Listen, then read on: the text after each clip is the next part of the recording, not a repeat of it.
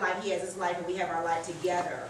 And so giving everybody their space that they need, you know what I'm saying? Because that is really important too. Very important. I mean, you know, he likes to play basketball, this, that, and the third. I'm a real city girl. I don't like to do that. So I get my time to go to the shop, to the malls, and go get my toes done. That's my time. You understand that? You know, and we just keep it moving. I meet you back home, because I'm not going to the sweaty basketball court, and I'm not, you know. But then there's times where I'll be like, you know what, maybe my man need me to be at the basketball court, because there might be another little chick there. He show up.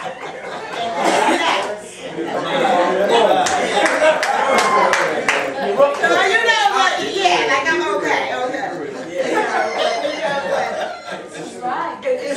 You know, this is real marriage. I mean, we do have a marriage ministry, so we're real open with that. You know, but rejection.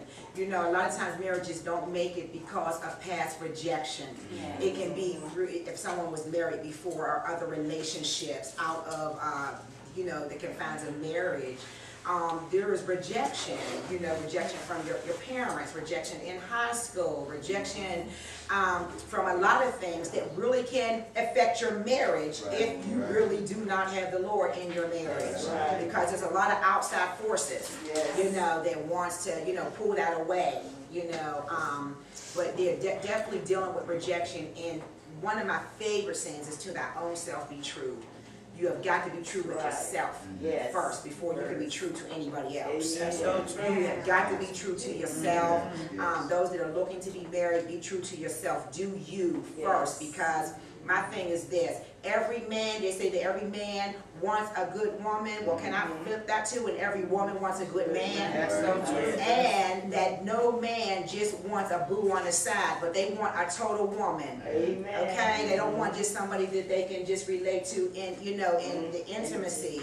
But they want intelligence. They want somebody who can care for their home. They want somebody who can cook and clean and look good and the whole package. You know what I mean? And so with the man, I'm telling you, the honest and goodness true. Amen. Because you know the days are over where the men just want just a fine little something. They be like, can you handle my finances? Yeah. You know, what do you got to offer? What do you bring to the table? That's it. And so I'm just gonna stop. You know, that is so much we got to do. You know, the total package and who God has created us to be. Because now if you're looking for a mate, you're looking for someone who God has for you. And so you want the total package, so you're going to have to bring the total package, or whatever the best you is. Amen. Amen.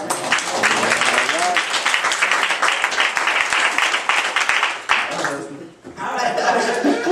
Let me see if you can beat that. Well, this marriage, you can tell that one talks more than the other. Longer. Well, not longer, but yeah, longer. Now, see, you want to try to start something. Like, what you mean I talk too long? Well, it's like we've been together. I mean, you can tell that because whatever she's thinking, I'm thinking too. There you go. You know, and you don't get that too often. You're right. That's true. I mean, there's a lot of marriages don't last 2 years now. That's right. You're right. That's 2 months. A year. A year's good. In my beginning, I said, First year. if we can make it the first year, Yes. we can just go. All right. You know, just keep on going. I don't understand people when they get married for what, 40 years and get a divorce. All right. No. God put this together. And I take those vows seriously. Amen. You know, I really took them seriously. Oh, yeah. I'm not letting no man or woman to break this up. There you go. I mean, there's a lot of women out there that want to show everything they got. Amen, bro. Everything they got. I mean, they run up like that, skin, or as, you know what I mean? No. Naked. Okay? If they walk around with their shirt way down here, right down here, the dress, like I say, the legs, okay? And their skirt is way up here. All right. There's been one time, that's how they do it. And they don't care if you got a ring on. Oh, right, no good, they rock you. They do not care if you have a ring. They rock you. But now you have to look at whole look at it as a tree. A tree. A straight tree. A tree. That's right. Look at my this tree and just, okay. That takes years of experience.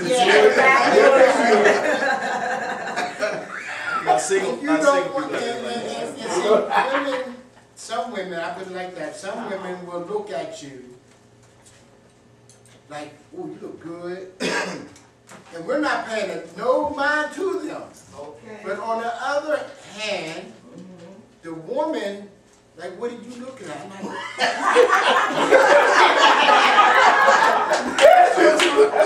I mean, Yeah, you ain't I'm not paying no mind. We're not paying no mind. But That's right.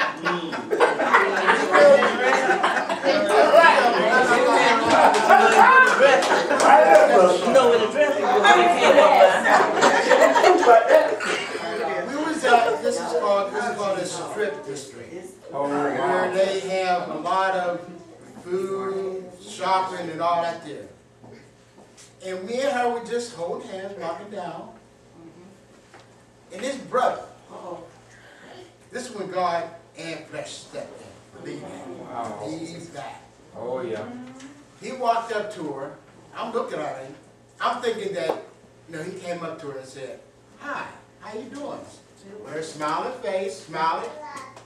Hi. She thinking she know him, but it's not registering that she do know him. But I'm standing right beside her, so he gave her a hug. Oh, my goodness. But on the other hand, he gave her a little peck on her. Yeah, like right around here. Wow. I didn't know he did that part of it. And then all of a sudden she started, you know, she felt kind of like dirty. Yes. Violate. Golly, yeah.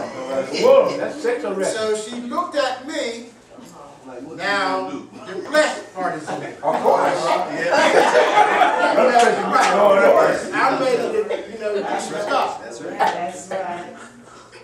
So he started walking real fast in front of us. So she was telling me, she said, "Eric, I feel real dirty." And I'm like, "Did you know him or what? You know? I'm thinking he was a brother, a saint, or something like that. He just, you know how brothers. Yeah. Right. You know, I'm thinking that. Right. But the brother kept walking fast, and she said, "Eric, I never knew him. I never met him." I'm like, "Okay." Hey, you. So my car's over there. Now she looking at me because I'm turning red now. Oh, yeah, of course. I'm really upset now.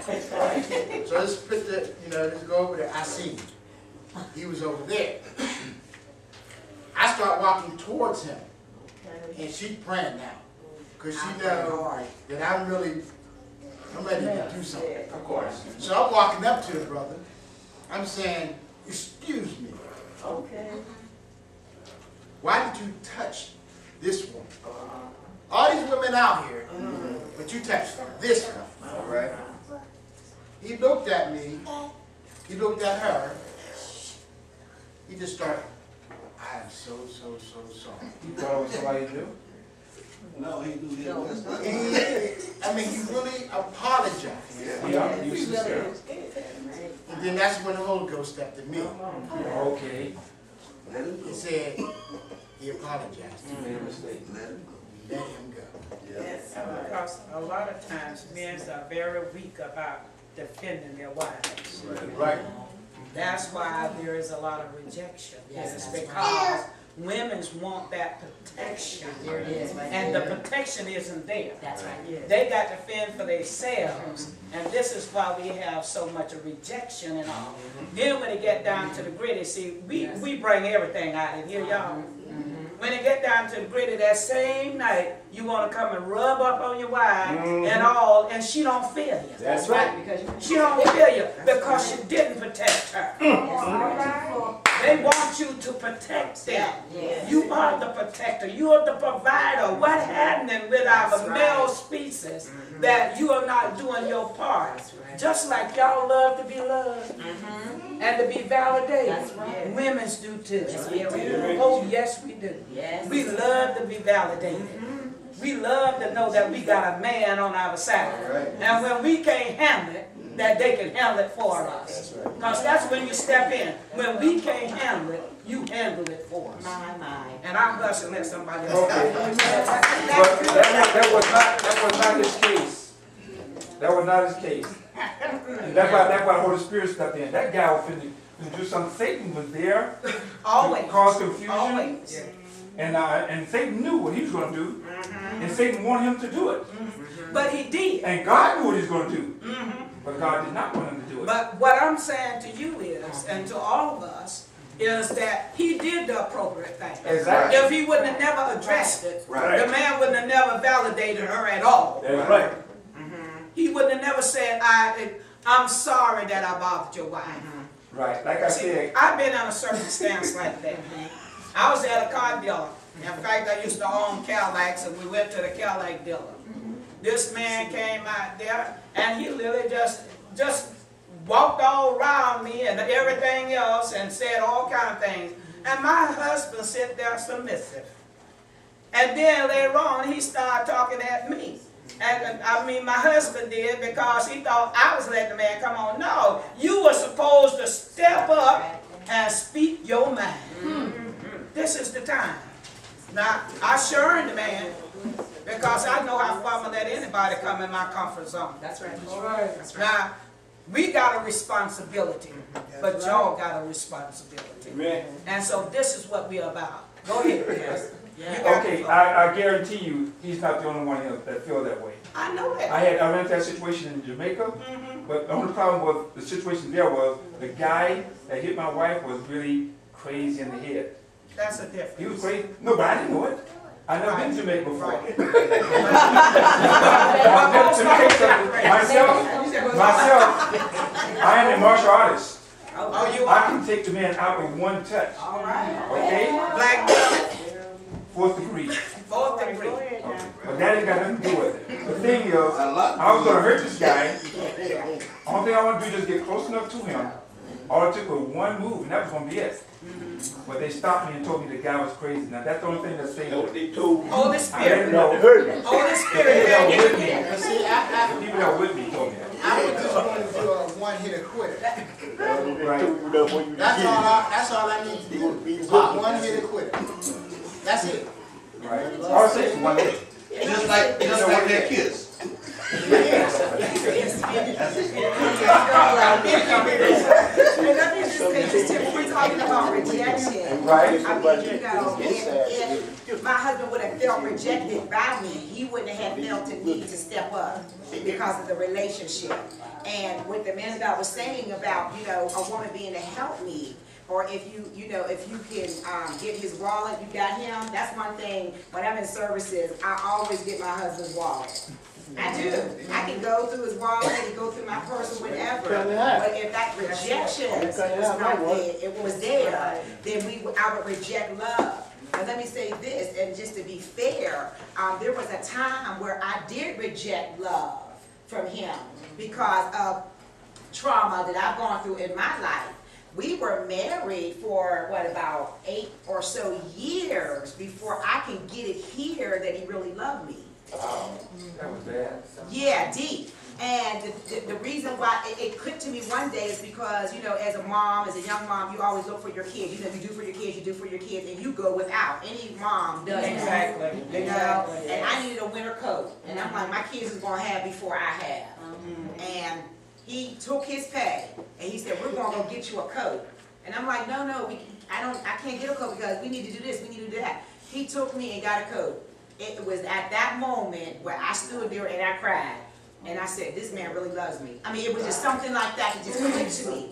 Because of rejection.